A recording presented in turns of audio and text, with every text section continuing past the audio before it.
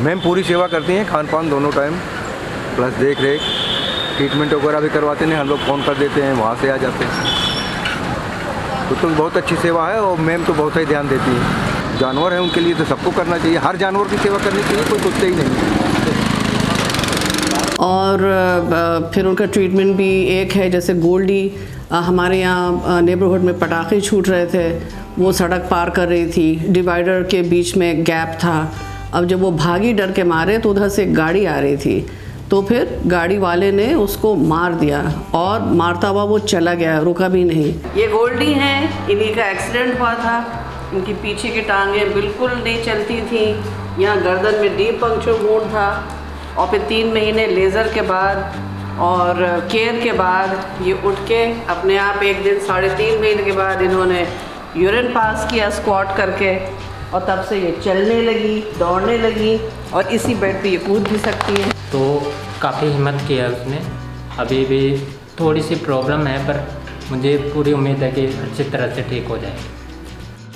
हमारी पूरी family animal lover है, और हमारे फादर की फैमिली में भी बिल्लियाँ तो हमारे एक्चुअली मेरे दादा के टाइम से हैं, और हमारे हस्बैंड की फैमिली में भी बिल्लियाँ रही हैं, एक डॉग भी रहा है। और हमारे हस्बैंड ने जब हमारी शादी हुई तब ऑलरेडी डॉग था उनके पास, और अभी तक हैं। हम लोग बीच में ब्रेक आ गया था जब उनकी डेथ हो गई थी, तो फिर थोड़ा दुख भोग लगा, तो ये सोचा कि अब कभी नहीं पालेंगे। लेकिन I think once an animal lover always an animal lover. हम भी एनिमल लवर हैं in general, but I am more a cat person, because you know there are 2 kinds of person, dog persons and cat persons.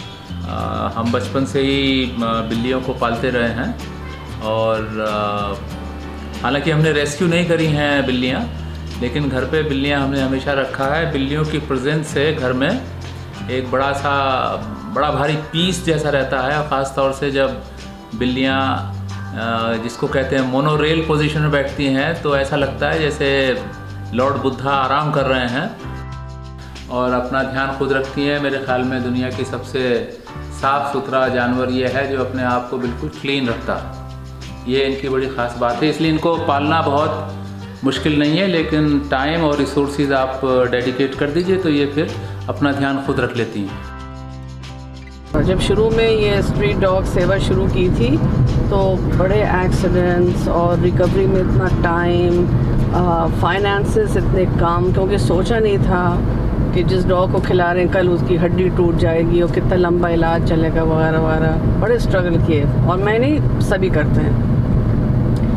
फिर आहिस्ता आहिस्ता आहिस्ता जब energy थोड़ी stabilise हो जाती है तो फिर चीज़ें अपनी जगह पे आने लगती हैं, नॉर्मलाइज होने लगती हैं।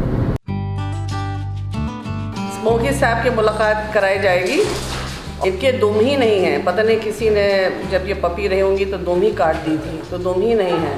और ये भी पता नहीं कहाँ से आई, और आई गई 2 बार, फिर थर्ड टाइम जब ये आई तो इनके किसी डॉग ने काट दिया था, काफ़ी अच्छा चंक निकाला था दुम के पास से। खैर इनका ट्रीटमेंट वगैरह हुआ, सब कुछ हुआ। तो वैसे तो हम जो हमारे डॉग्स हैं जो आसपास रहते हैं उनको तो हम छोड़ देते हैं, एक बार वो ठीक हो जाते हैं, लेकिन इनका हमें पता नहीं था कि कहाँ से आई क्या, तो इस वजह से फिर हमने इनको भी इस बोर्डिंग में डाल दिया ताकि सेफ़ रहें और सड़क से हटी हुई रहें। ये इनके जो 3 हमारे घर के एकदम बाहर रहते हैं, ये उनके सर्दियों के और बरसात के हिसाब से ये इनके लकड़ी के घर हैं, और सर्दी के हिसाब से बोरे हैं, उसमें वो है प्याल है जो चावल का जो होता है, या भूसा। और कोशिश करते हैं प्याल जो है ज़्यादा गर्म रहता है। ये पानी रखा है जीवों के लिए, गाय और डॉग्स दोनों के लिए, बल्कि गर्मियों में अक्सर डॉग्स उसको स्विमिंग पूल की तरह यूज़ करते हैं और इसमें डुबकी लगाते हैं और फिर निकल आते हैं। और अगर पानी आप चेंज करते रहेंगे तो फिर डेंगू वेंगू ऐसी चीज़ों का कोई ख़तरा नहीं है। कि जैसे हमें प्यास लगती है वैसे इनको भी प्यास लगती है, और हमें अधिकार है तो इनको भी अधिकार है पानी को। हर चीज़ वही है, सारी ज़रूरतें एक सी हैं। मैं ऐसे भी लोगों को जानती हूँ जो एक पेड़ है और वो काट नहीं सकते क्योंकि फिर नज़रों में आ जाएगा सबके, तो उन्होंने उसमें एसिड भी डाला है ताकि वो किसी तरह से वो ख़त्म हो पेड़ और कोई देख भी ना पाए। तो मगर ये कहीं ना कहीं ये वापस आता है, और जैसे अंग्रेज़ी में कहते हैं कि कर्मा डजंट फॉरगेट एनीबॉडीज़ एड्रेस, तो वो कहीं ना कहीं कभी ना कभी किसी न किसी सूरत में आएगा, और हमें बहुत ध्यान रखना चाहिए इस बात का, हमारे इस बात को याद रखना चाहिए। केंजो और किमी जो आपने देखा है वो बिल्कुल हाई एनर्जी डॉग्स हैं। तो सबसे पहले वही इस बोर्डिंग में आए थे, और जिस कॉलोनी में ये पैदा हुए थे तो वहाँ एक फैमिली है जिसको बहुत ज़्यादा परेशानी थी कि मैं उस कॉलोनी की नहीं हूँ तो मैं क्यों आके इनको खाना खिला रही हूँ, दवाई लगा रही हूँ, इंजेक्शन लगवा रही हूँ, डिवॉर्मिंग कर रही हूँ, बहुत ज़्यादा परेशानी। और वो तो यहाँ तक भी कह रहे थे कि हम अपनी शिकायत कर देंगे, गाड़ी का नंबर नोट कर लिया, मेरी गाड़ी का दरवाज़ा ज़बरदस्ती खोल रहे थे। तो मुझे लगा कि इनको यहाँ से हटाने ही बेहतर है, नहीं तो कहीं अगर पॉइज़न कर दिया, कुछ कर दिया, दैन मुझे बहुत ज़्यादा अफसोस होगा। तो इस वजह से फिर 2 साल से वो इस बोर्डिंग में हैं और मैं आके मिलती रहती हूँ उनसे। वैसे अब तुम सिरप पियोगी और खाना खाओगी, ठीक है ना? हाँ, खाना खाना ज़रूरी है। देखो ये फीवी रेस में आगे हो गई खाने पीने में, तो पीछे हो गई हो। हाँ, ज़रूरी नहीं कि आपके घर में ही एनिमल पले तो आप सेवा कर सकें। अगर कोई संस्था है या कोई आपकी फ्रेंड है या कोई ऐसी और कोई है जो कर रहा है और आप ख़ुद नहीं कर सकते तो कोई बात नहीं, आप काइंड में या कैश में या जैसे भी आप कंट्रीब्यूट कर सकते हैं। जैसे हमारी कुछ फ्रेंड्स हैं वो नहीं पालती हैं, लेकिन वो विंटर आता है वो कोट स्वेटर्स वो सब डोनेट करते हैं, या जैसे गोल्डी के केस पे ये पी पैड्स वगैरह वो लोग देती रहती थी। तो इस तरह से आप कर सकते हैं। और हम तो कहते हैं कि सिर्फ एनिमल्स नहीं, लेकिन आप जो पौधे वौधे हैं हमारे यहाँ आपके एरिया में, you know, just make sure कि उनमें पानी पड़ रहा है, उनकी कटिंग हो रही है, और एक होलिस्टिक अप्रोच होना चाहिए लाइफ के लिए।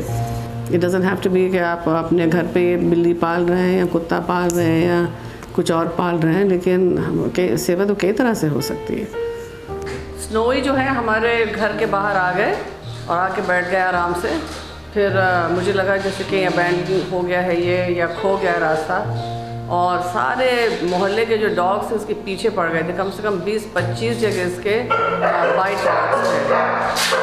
हमने लोगों को बताया इसके बारे में, और कुछ तो तैयार हो गए थे अडॉप्ट करने, क्योंकि कुछ पार्ट लैब लगते हैं ये लेकिन फिर ये हुए नहीं अडॉप्ट। ऐसा नहीं कि नहीं होता है, हो भी सकता है, हो भी जाते हैं, लेकिन इतने आसानी से नहीं, क्योंकि मैं फेस कर रही हूँ कि बड़ा मुश्किल है। और अगर छोटे हैं तो तब भी हो जाएंगे, थोड़े से बड़े हुए तो बड़ा मुश्किल है। जबकि ये हमारे क्लाइमेट के हिसाब से यही सही हैं, हार्डी ब्रीड है, फाइटर्स हैं, स्ट्रॉन्ग हैं, और ये हेल्दी भी ज़्यादा रहते हैं। ये नहीं कि थोड़े से में अगर एसी ना मिले तो डिहाइड्रेशन हो जाएगा, ऐसा नहीं है। They know survival. मेरा ड्रीम ये है कि खूब अच्छी सी ज़मीन हो। ज़मीन का अच्छी का मतलब है कि चाहे हम ही उसको अच्छा बनाएं, खूब हरियाली हो, उसमें पौधे लगाएं, पेड़ लगाएं, और सिंपल लैंडस्केपिंग करें, जो हर सीज़न में डॉग्स को बरसात में परेशानी ना हो, गर्मी में ना हो, विंटर्स में ना हो, और खूब स्पेशियस हो। क्योंकि जो हमारे स्ट्रीट डॉग्स हैं ये सारे भी 4 साल के हैं, लेकिन आहिस्ता आहिस्ता ये बुज़ुर्ग होंगे, और फिर इनको चलने में परेशानी, सुनने में परेशानी, और देखने में परेशानी, फिर बड़ा मुश्किल हो जाएगा। कहीं ना कहीं इनको रखना ही पड़ेगा। हर वो चीज़ जिससे हम हायर एवोल्यूशन में जाएं, वो यूनिवर्स हमेशा इनकरेज करती है। तो अगर मैं सोच रही हूँ इस तरह से, तो वो ज़रूर इनकरेज करेगी, क्योंकि इसमें प्यार मोहब्बत इंसान और जानवर के बीच में बढ़ेगी। और I think that is the ultimate thing is love. जैसे इंग्लिश में कहते हैं ड्रॉप इन द ओशन हम करें, बस वो काफ़ी है। और फिर सब लोग करेंगे तो फिर तो पूरा ओशन ही हो जाएगा फिर So I think it's all about love. Please subscribe to our channel Talkie Tales and do not forget to press the bell icon so that whenever we upload a video, you'll come to know.